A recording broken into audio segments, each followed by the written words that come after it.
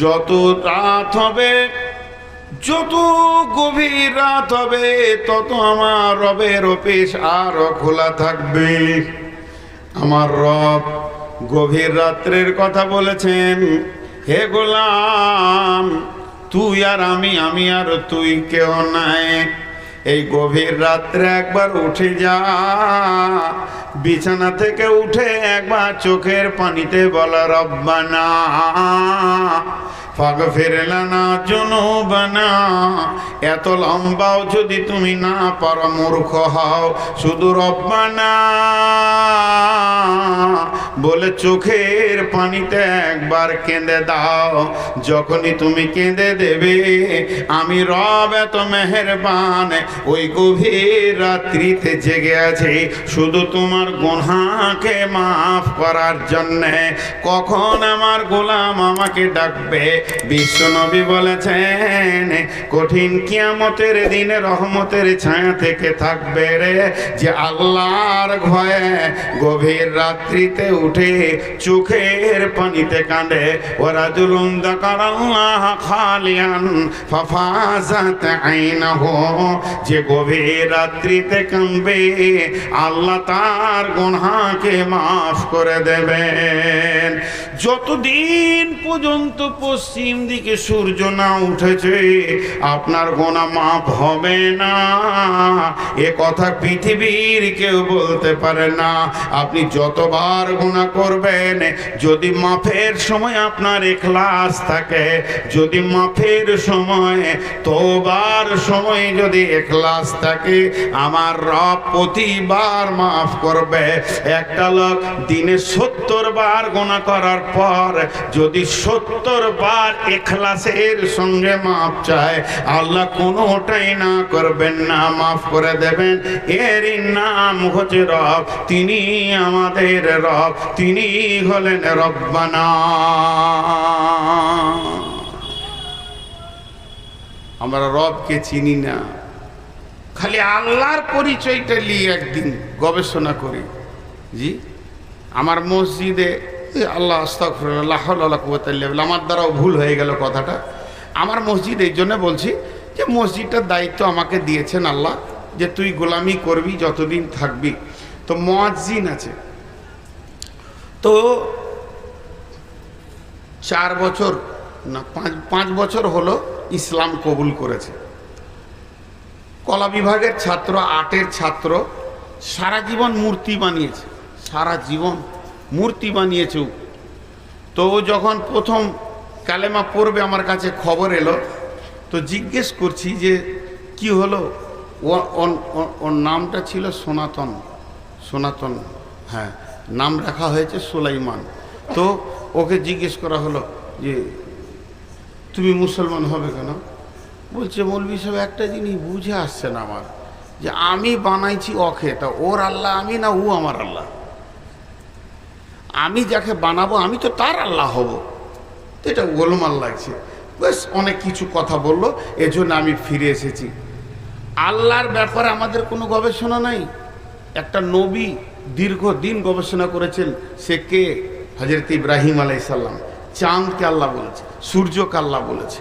জি, তারপর আল্লাহকে পেয়েছেন। একে আল্লাহ বলছে, ওকে আল্লাহ বলছে, তারাকে আল্লাহ বলছে। জি, আল্লাহর ব্যাপারে গবেষণা করতে হবে। যদি একটা হচ্ছে বাই চান্স আর একটা হচ্ছে বাই চয়েস। বাই চান্স আর বাই চয়েস। বাই চান্স মানে আকস্মিক, হঠাৎ, আচমকা হয়ে গেছে। আর বাই চয়েস মানে গবেষণা করে হয়েছে। একটা ঘটনা ঘটেছিল, এই তাবলিগ জামাতের ঘটনা। মানে একটা জামাত এসেছিল ইংল্যান্ড থেকে। তো ওই জামাতে একজন আন্তর্জাতিক ব্যারিস্টার ছিলেন, আন্তর্জাতিক ব্যারিস্টার, বড় ধরনের উঁচু মানের মানুষ। কিন্তু ভদ্রলোক নন মুসলিম ছিলেন, খ্রিস্টান, দিয়ে কালেমা পড়েছে। কালেমা পড়ে দিল্লি এসছে, তো ওকে কলকাতা পাঠিয়ে দিয়েছে। আর রমজান মাস, ভোরবেলায় সাহারি খেয়ে রোজা রাখছে, এই নতুন নতুন রোজা। আর শিক্ষিত মানুষ, বেশ সুন্দরী আছে। বিকালে গাছতে বের হয়েছে, তো মহল্লায় যখন গিয়েছে তখন দেখছে মুসলিম ছেলেরা তাস খেলছে, চাও খেয়েছে, চপও খেয়েছে। ওইটা দেখে এসে ও গালে হাত দিয়ে বসে আছে মসজিদে। তো কেউ সাহস করে কাছে যেছে না, আপার শিক্ষিত মানুষ তো ধোঁকায় পড়ে গেছে। শেষকালে গিয়ে না পেরে ইমাম সাহেবকে জিজ্ঞাসা করছে, ইমাম সাহেব একটা কথা জানছিলাম যে যারা নতুন মুসলমান হবে তারাই কি রোজাতে পানি পর্যন্ত খেতে পাবে না, আর যারা জন্মগত এরা চা চপ খেতে পাবে, এরকম সিস্টেম আছে? তো বলছে না, সবারই জন্য এক। তখন উনি এই কথাটা বলেছিলেন, এরা গবেষণা করে মুসলমান হয়নি, বাই চান্স হয়ে গেছে, বাপ ছিল বেটা হয়ে গেছে। যদি আমার মতো চয়েস করে মুসলমান হতে হতো, গবেষণা করে আল্লাহকে পেতে হতো, যেমন সাহাবীরা গবেষণা করে আল্লাহকে পেয়েছেন, ছুরি চলে গেছে গলাতে, তারপরেও আল্লাহকে ভোলাতে পারা যায়নি। অতএব বন্ধুরে, আল্লাহর ব্যাপারে যতক্ষণ আপনি গবেষণা না করবেন ততক্ষণ ওই জায়গায় পৌঁছাতে পারবেন না যে জায়গায় আমার রব রয়েছেন, কোন মানের তিনি আমাদের মাবুদ। জি, এরপরে চলেন আল্লাহ তাবারক ওয়া তাআলা বলছেন, শোন গোলাম, আমি শুধু মেহেরবান নয়, আমি কি ফাদকুরুনি আযকুরুকুম ওয়াশকুরুলি ওয়ালা তাকফুরুন। যে একটা বলতে গিয়ে আমি ছুটে গেছি, এটা পরে বলছি। আমার রবের অফিসটা গভীর রাতে খোলা থাকে, তাই আমার রব তার গোলামদেরকে অফিসে ডাকছে কখন? তাতাজাফা জুনুবুহুম আনিল মাজাজি ইয়াদউনা রাব্বাহুম খাওফান ওয়া তামাআ ওয়া মিম্মা রাযাকনাহুম ইউনফিকুন। গভীর রাত্রিতে উঠো, শীতে 2 রাকাত আপনার শীতে উজু করো, 2 রাকাত নফল নামাজ পড়ো, রবের দরবারে ভিখারির মতো হাত ফেলে দাও। তোমার রব তোমাকে গভীর রাতে দেওয়ার জন্য রেডি আছে। পৃথিবী ঘুমিয়ে গেছে, কিন্তু জেনে নাও তোমার রব ঘুমায়নি। তোমার রব ঘুমায়নি। চাও গোলাম, ফেরেশতারা সারাদিন লিখছে গুনাহ, লিখি যেছে, লিখি ক্লান্ত হয়ে গেল, খালি লিখছে। কলম লিখে খাতা ভরে দিলে খালি একবার রাতে বলবেন, রব্বানা ফাগফির লানা যুনুবানা। তার মানে ভাবিয়েন না যে বেনামাজি হালাতে আর মুশরিক হালাতে ডাকবো, হবে না। বেনামাজিরা যদি মনে করেন তওবা করব, তওবা হয়ে যাবে, কিন্তু আর নামাজ ছাড়া যাবে না। আর মুশরিকদের কোনো দোয়া কবুল নেই, আল্লাহ ছাড়া অন্যকে ডাকলে কোনো দোয়া কবুল নেই মুশরিকদের। কিন্তু বন্ধুরা আমার, এবার আপনি যখন কাঁদবেন, একজন মুফাসসির কি বলছেন? মূর্খদের জন্য বলছেন, যারা দোয়া জানে না, এরা মনে মনে ভাববে আলেম ওলামাদের বড় বড় দোয়া জানে, তারা গভীর রাত্রিতে আল্লাহর কাছে দামি দামি দোয়া পড়ে চেয়ে নেয়। আমি তো মূর্খ, কিছুই জানি না, তাহলে কি আমি আল্লাহর কাছে কিছু পাবো না? তিনার ব্যাপারে বড় বড় মুফাসসিররা বলছে, তোমাকে চাইতে হবে না। বাচ্চা ছেলে যখন কথা বলতে পারে না, তখন মায়ের কাছে অনেক চাওয়া পাওয়া থাকে, কিন্তু তার একটাই কাজ, শুধু সে কেঁদে দেবে আর তার ডিউটি শেষ হয়ে যাবে। ও যখন কেঁদে দেবে, মা খুঁজে বের করে নেবে বাচ্চা আমার কেন কাঁদছে। ওকে পিঁপড়েতে কেটেছে, ওকে ঘুম এসেছে, ওকে কপালে ব্যথা, ওকে পেটে ব্যথা, ওকে ঘুম আসছে, ওকে ক্ষুধা লেগেছে, ওকে পিয়াস লেগেছে। যেমন তেন করে মা ওর চোখের পানি আর কান্নার আওয়াজ বন্ধ করবে। এটা মায়ের ডিউটি পড়ে যাবে। বাচ্চার একটা ডিউটি খালি কেঁদে দেওয়া। হে পৃথিবীতে যারা মানুষ রয়েছে, আল্লাহকে ভয় করো। তোমরা যদি দোয়া মুখস্থ না করতে পারো, তাহলে কি করবে শুনে নাও। গভীর রাত্রিতে উঠে একবার রব্বানা বলে ঢুকরে কেঁদে দাও। তোমার কোথা ব্যথা আছে, মামলায় ফেসে গেছো, ঋণ হয়ে গেছে, কঠিন রোগ হয়ে গেছে, এটা ডিউটি আল্লাহর, তোমার চোখের পানিকে বন্ধ করার, তোমার তোমার কাবিরা গুনাহ হয়ে গেছে, কঠিন গুনাহ হয়ে গেছে, সেটা কি করে রিপেয়ার করতে হবে তোমার রব জানে। তোমার একটাই ডিউটি, খালি টুকরে আল্লাহর কাছে কেঁদে দেওয়া। যে কানতে শিখলো সে আল্লাহর ভান্ডারকে লুটে নিল। আল্লাহর ঘরের চাবি খালি একটাই, চোখের পানি। তুই খালি কেঁদে দে, লুটে নিবি, তোর জন্য আল্লাহ দরজা খুলে দিবে। আর অহংকারীকে আল্লাহ দেখতে পারে না, তাকাব্বুর ওয়ালাকে আল্লাহ দেখতে পারে না, রিয়া করনে ওয়ালাকে আল্লাহ দেখতে পারে না। আল্লাহর কিছুগুলো গুণ আল্লাহ বলে দিয়েছেন, কেমন দেখবেন? والكاذبين الغيظ والعافين عن الناس والله يحب المحسنين। যে রাগকে পান করলো, মানুষকে মাফ করলো, আমার রব তাকে ইহসান করবে, তাকে মহব্বত করবি। আবার আল্লাহ বলছেন, তুমি কি আমাকে কাছে পেতে চাও, যে তোমার আমি কাছে হব, তুমি আমার কাছে হবে? তাহলে এক কাজ করো, সাজদা বাড়াও। কারণ তুমি সারা দিনে 17 দুগুণে 34টা ওয়াক্তে তুমি 34টা সাজদা করো, আর 34 দুগুণে 68টা সাজদা করো। এবার সাজদা বাড়াও। তুমি সুন্নতে নফল, তুমি ফরজটা পরে ছেড়ে দিও না, সুন্নত পড়ো, নফল পড়ো, বিন বড়। যত তুমি সাজদা বাড়াবে তত তুমি আমাকে কাছে পাবে।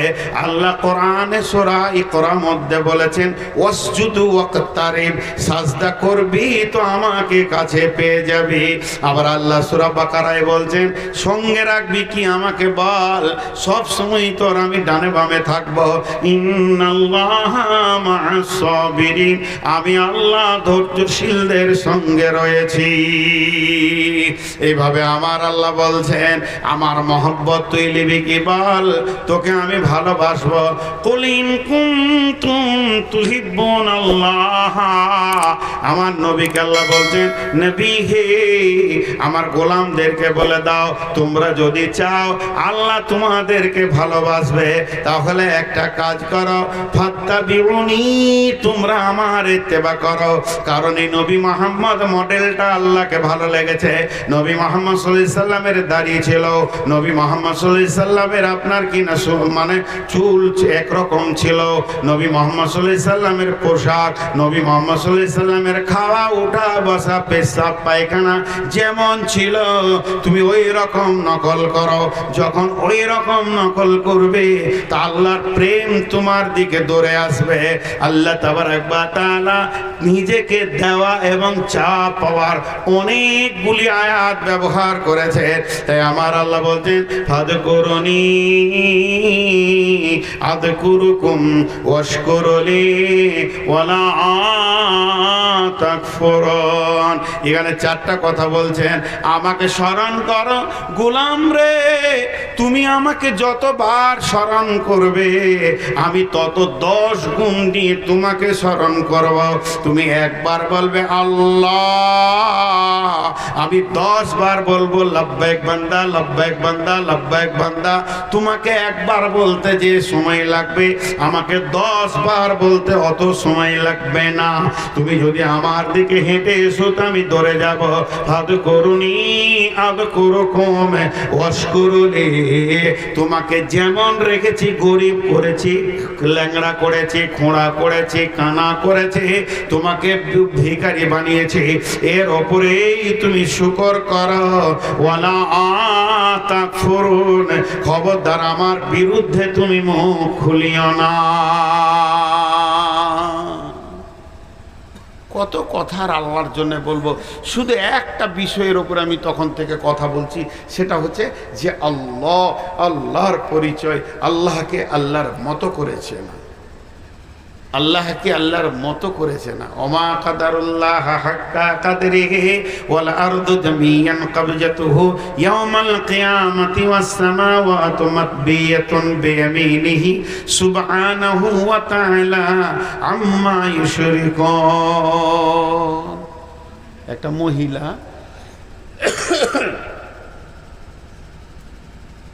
মুরগি জবাই হয়ে গেছে, নিয়ে মুরগিটা পড়ে আছে, ওর পাখনাগুলো পরিষ্কার হয়ে গেছে, এবারে ওকে পিস বানাবে। তোর বেটা এসে বলছে, মা আজকে কি তরকারি? বড় ছেলে, সে রাষ্ট্রবিজ্ঞান নিয়ে পড়াশোনা করেছে, আবার ল নিয়ে পড়াশোনা করেছে, দিয়ে নাস্তিক হয়ে গেছে। বেশি বুদ্ধি বাড়াইতে গিয়ে আল্লাহ নাই বলছে, তোর মাকে বলছে, মা কি তরকারি? ওর মা বলছে, আল্লাহ যা খাওয়াবে। বাস, ও রাগ হয়ে গেল। আল্লাহ খাওয়াবে? আল্লাহ আবার কে গে? তোরা বুঝিস না কেন? আল্লাহ আবার কে? আল্লাহ যা খাওয়াবে। এটা মুরগির মাংস সুন্দর করে রান্না করেছে, এর ওকে ডাকছে, বেটা খেলে তোর আল্লাহ এসে খাওয়া যাবে না। ও জিদ ধরে নিয়েছে। ছোট ছোট ভাই বোনেরা ডাকছে, ভাই খেয়ে লাও, ডাক মাকে, ডাক, ওর আল্লাহকে নিয়ে আসুক, আমাকে উঠিয়ে নিয়ে খাওয়াবে। এই বার বার বার বার ওকে ডাকছে, বিরক্ত হয়ে গেছে। বিরক্ত হয়েছে, ঘরেই বসবো না, আমি বাইরে গিয়ে বসবো। কানঠার দিকে যে বসে আছে, তোর মা এমনি করে দরজার থেকে বলছে, বেটা খেলে রে, জিদ করিস না। তো যে দেখতে পেয়েছি গাছে উঠে গেছে, জিওলের গাছ ছিল, গাছের ডালে বসে আছে চুপ করে, লে ডাক। এবার ঘুমাবার টাইম হয়ে গেছে, তো মায়ের জান, ছেলে খেলে না, জিদে পড়ে গেছে। তা নাস্তিক আছিস তো তুই আছিস, আল্লাহকে জবাব দিবি। একটা উঁচা টুলে দুটি মাংস, ভাত, আলুর সানা, ডালের বাটি করে দিয়ে একটা চাদরকে ঢেকার এক বোতল পানি দিয়ে দিয়েছে টুলে গাছের নিচে, ভোগ লাগবে তো খাবি। ওরা সব শুতে গেছে। আর ওই রাতে কালু ডাকাতের দল ঢুকছে ওইদিকে, ঢুকি লাইট মেরে বলছে ওর দলের মধ্যে একজন, যে বস খাবার। কিসের খাবার রে? বলে যে টুলে মুরগার মাংস জমকালো রান্না আছে, দুথবা খেয়ে এলি। পাড়াত করে মেরে চর গালে এক চর। খাবি মানে?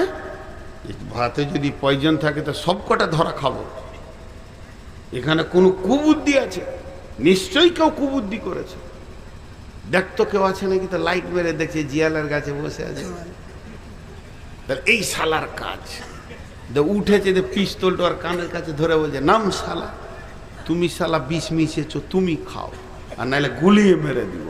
জানের ভয়ে খেয়েছে।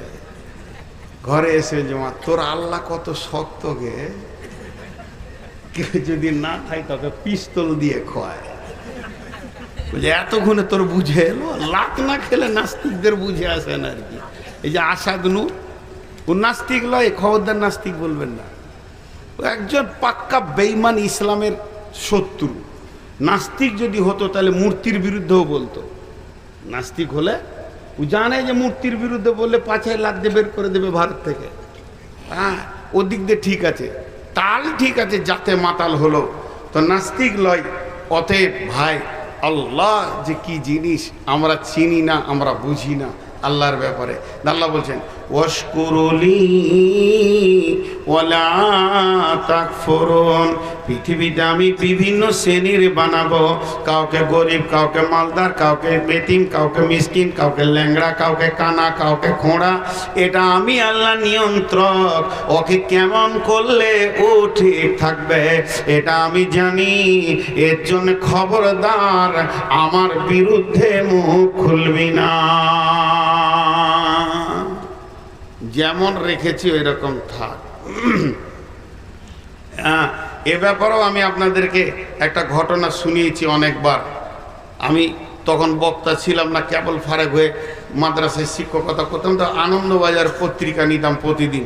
তো পত্রিকায় সাংবাদিকের পাতাতে একটা প্রতিবেদন দিয়েছিল যে একটা ছেলে চেন্নাইয়ের কাজ করতে গিয়েছে। ভুজ শহর 2002-এ ওখানে ভূমিকম্প হয়েছিল। তো ওখানে গিয়েছে।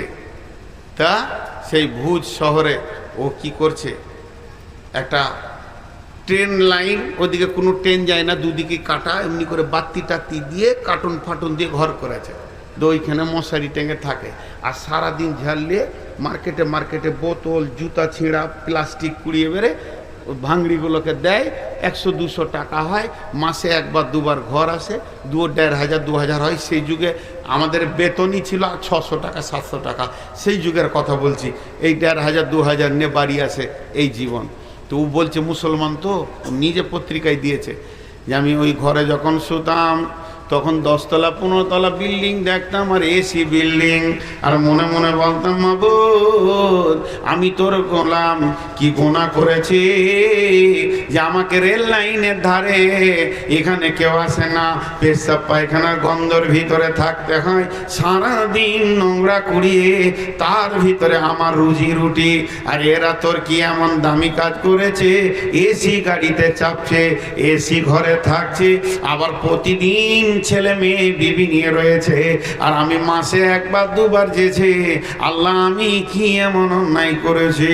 এটা আমার মনে মনে হতো। যেদিন গভীর রাত্রিতে 1:30টার সময় ভূমিকম্প শুরু হলো, হাঁটাফাটা করে ওই ঘরগুলো যখন ভেঙে পড়ছে, তখন আমি সাজদায় পড়ে বলছি মাবুদ রে তুমি কত ভালো, ভাগ্য জানা আমাকে 5 তলা বিল্ডিং দাওনি, তাহলে ওই রকম আমি লাশ ভেঙে যেতাম।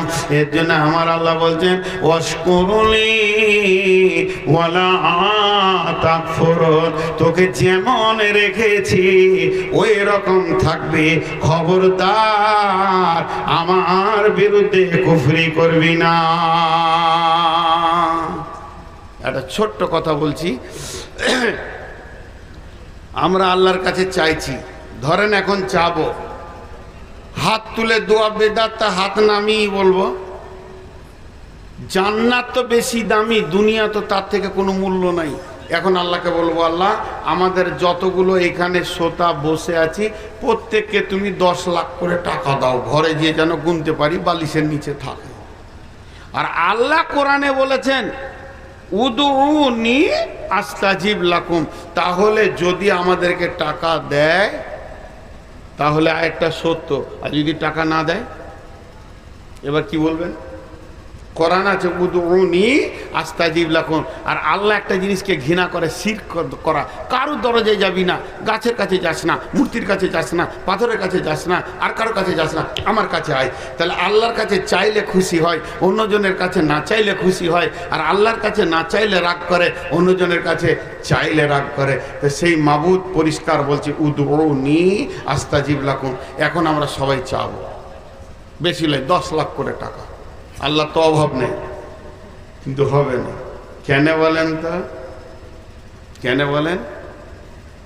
ঈমান ও ইহতিসাবা, ইহতিসাবা মানা ইখতিখলাস। এই জন্য কুলহু সূরাটার নাম হলো ইখলাস। আল্লাহকে চাওয়া, আল্লাহর কাছ থেকে চাওয়ার ব্যাপারে যতটা দীর্ঘ মননের ইখলাস থাকা দরকার, অতটা আমাদের ইখলাস থাকবে না। কারণ এখন আমি বলছি আল্লাহ তুমি আমাকে 10 লাখ টাকা দাও, তখন আমার মন বলবে দিতে পারে না পারে, দিবে মনে হয়, বলছি ঠিক ইখলাসের সঙ্গে। এতগুলো ভুল আমাদেরকে এনে দেবে। কিন্তু সাহাবীরা চেয়েছেন পেয়েছেন, চেয়েছেন পেয়েছেন। কেন? ওদের ভিতরে দোদল্য ছিল না, দিবি দেবে। তো আল্লাহর কাছে চাওয়ার মতো চাইলে আল্লাহ পৃথিবীর কাউকে ফিরিয়ে দেন না। একটা প্রশ্ন রাখা আছে, হাজি ভাই ভারতবর্ষে আমরা যে বাস করছি, রাসূলুল্লাহ সাল্লামের জীবনটা 2 ভাগ করে দেওয়া হয়েছে, মক্কা আর মদিনা।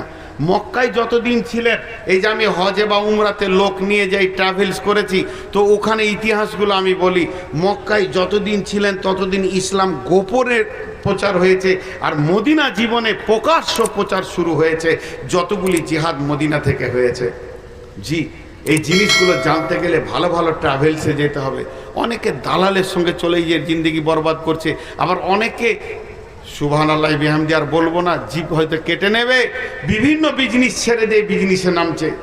কিন্তু শুনেলেন লোক 80,000-এ নিয়ে যাবে, আমি 1 লাখ নিব বলে, তাহলে 20,000 লাভ নিচ্ছেন? জি না, 2,000ও নয়। আমাদের এজেন্ট 2,000ও করেন না, পরিষ্কার বলে দিচ্ছি। অতটাই সার্ভিস পাবেন, অতটাই সার্ভিস পাবেন।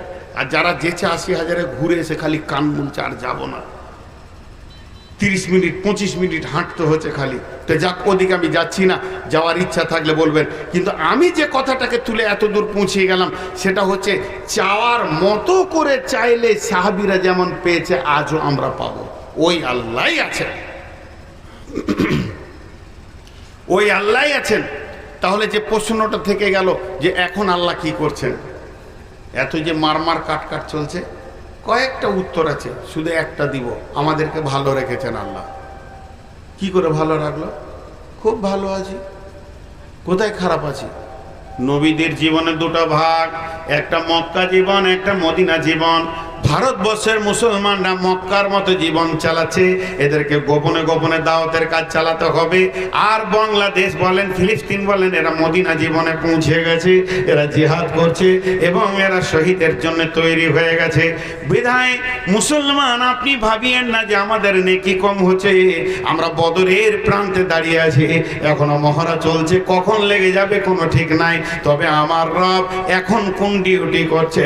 এখন আমার রব আমাদেরকে ভালো জায়গায় রেখেছে, পৃথিবীর বাকি নন মুসলিমদেরকে খারাপ জায়গায় রেখেছে। কেন? দুটি কথা বলবো। নামাজ কখন থেকে শুরু হয়েছে ভাই আমার? মেরাজ, 5 ওয়াক্তের নামাজ কখন থেকে শুরু হয়েছে? নবীজির মেরাজ থেকে। এই নামাজটা বন্ধ হবে কখন? যখন পশ্চিমে সূর্য উঠবে।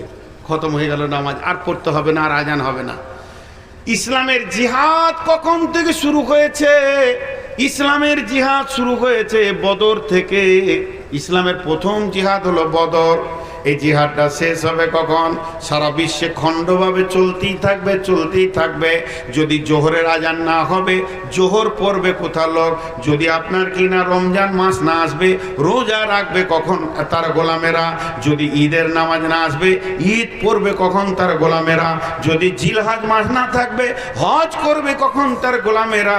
প্রত্যেকটি সময়ের সঙ্গে একটা করে অপশন রয়েছে। তাহলে শহীদের যে একটা দরজা আছে, শহীদের যে একটা কাউন্টিং হবে, তাহলে জিহাদ যদি বন্ধ হয়ে যাবে, তাহলে শহীদের রাস্তাটা বন্ধ হয়ে যেত। কারণ ওই দরজাটা যখন খোলা আছে, কিয়ামত পর্যন্ত চলবে জিহাদে। ইসলামের জিহাদের শেষ ডেট হচ্ছে দাজ্জালকে না মারা পর্যন্ত ইসলামের জিহাদ বন্ধ হবে না।